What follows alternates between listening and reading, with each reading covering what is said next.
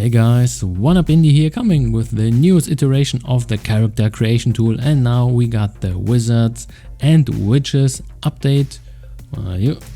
So here basically we are on the V5 pack, and this is basically if you want to make your witch or basically your own Gandalf, then well, now you can. Nothing too fancy, but of course a neat little addition to the overall package. And as you can see, you can do quite a lot of things. So I actually like the animation, the death animation.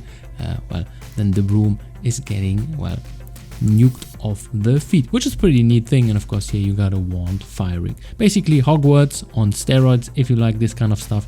And I don't know, so as you can see, I'm getting very close to the maximum here, so I guess I have to input some scrolling also. And of course here just a few improvements for the UI.